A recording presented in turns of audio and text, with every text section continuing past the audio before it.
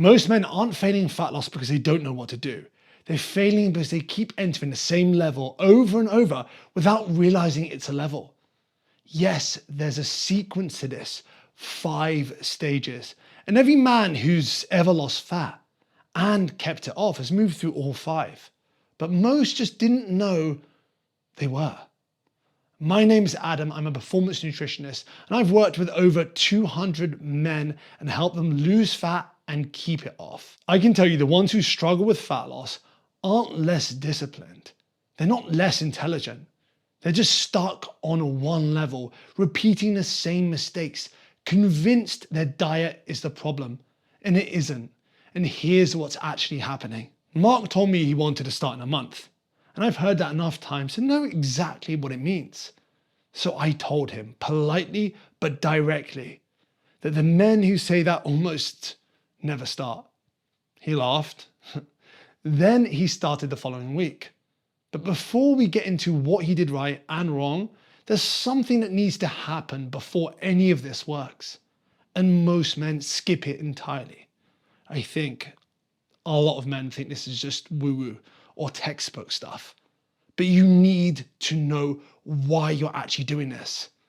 Not, I want to lose weight, not, I want to get in shape.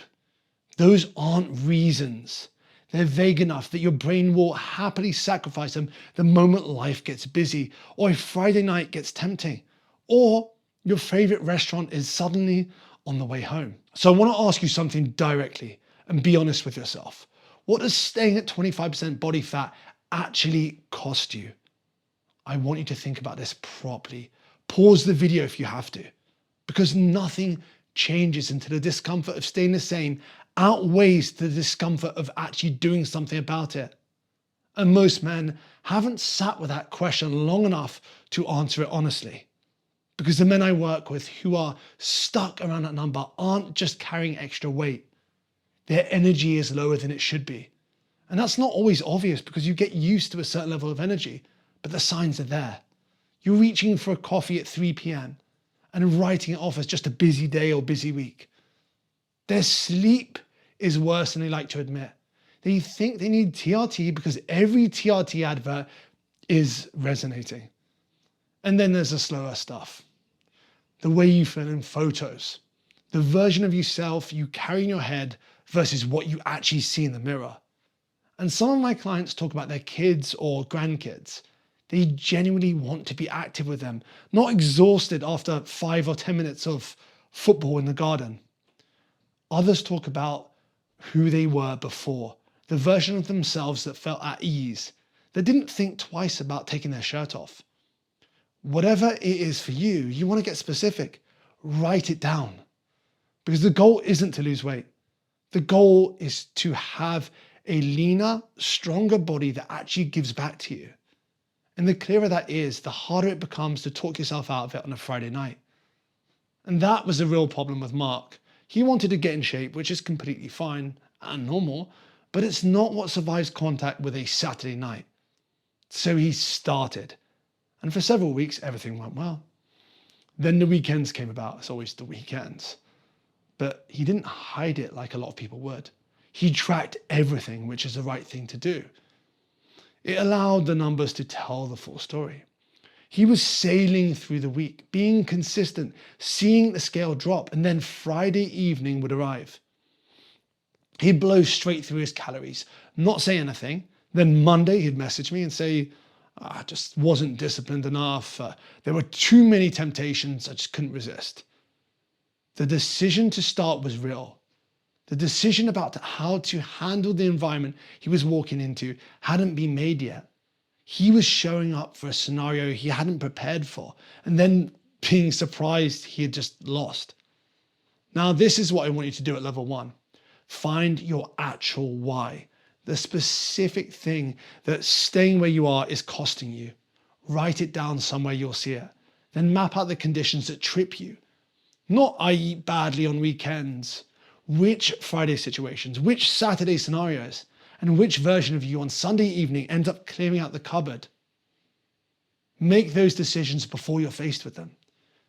And you really want to avoid starting with a why that evaporates the first time life gets awkward. Starting with a plan that only works when everything else is working for you is the wrong way to go about it. Now, the first time I actually tried to lose fat, I thought weight loss was supposed to be linear. Why wouldn't it be? So I lost 15 pounds in the first month. I felt unstoppable. And then the scale barely moved for 2 weeks. So I did what most people do. I dropped calories again. I thought more restriction equals more progress. But I couldn't even make it through the week. By day 4, I was picking up everything in the kitchen and just eating it. By Friday, I had completely fallen off. Remember, we're talking 18 years ago. Bodybuilding magazines were where we got knowledge. We didn't have anywhere near the research we have now, let alone all the free content. And what I'd missed is the first drop isn't what it looks like. The scale moves fast early on because you're losing water, you're losing glycogen and the contents of your gut.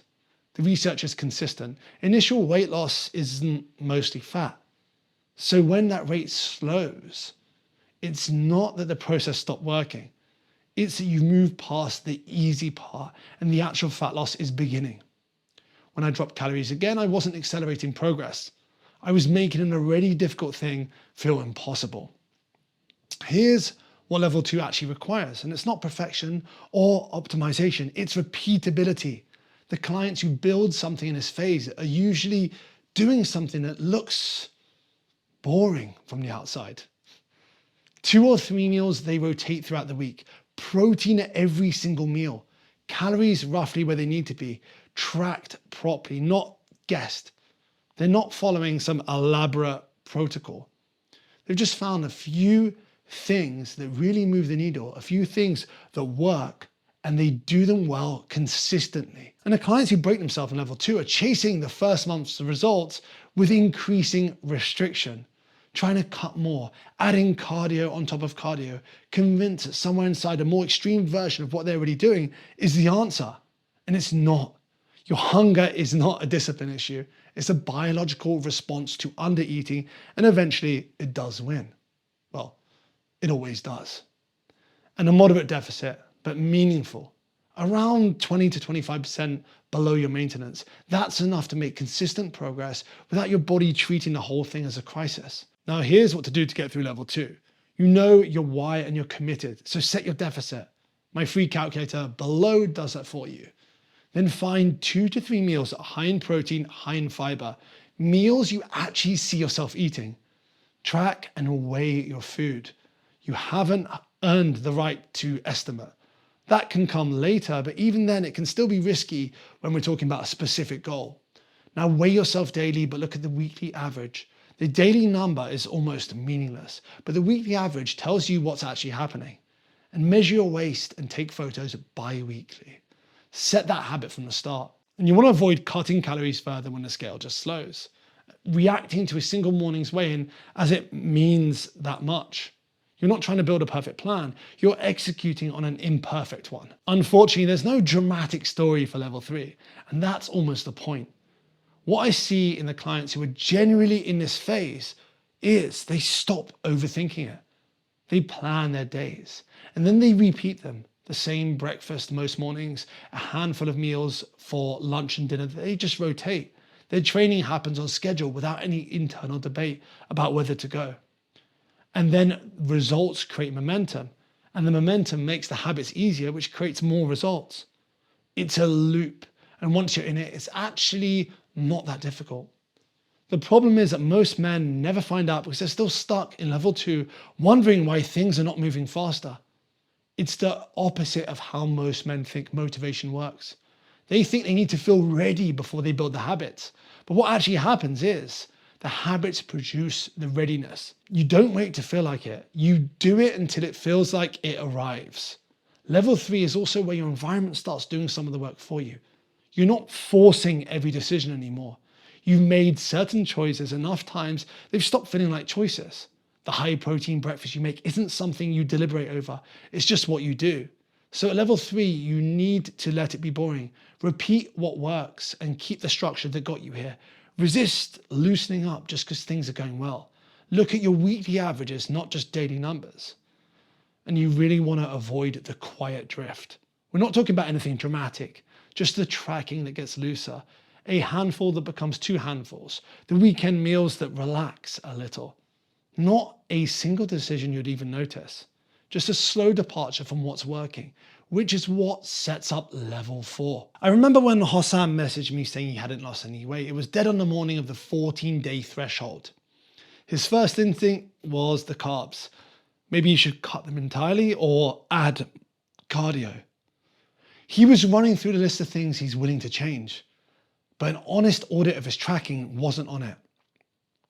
We pulled up the food diary and went over it together. He went quiet for a minute, and then he admitted he'd started eyeballing things. Just a bit. A scoop instead of a weighed portion, and a meal log for memory rather than in real time. It had felt fine because things had been going well, and he'd started trusting himself. Confidence will do that to you. But now he wasn't in a deficit, he was actually eating at maintenance. There was nothing wrong with him. He just did what most guys do here.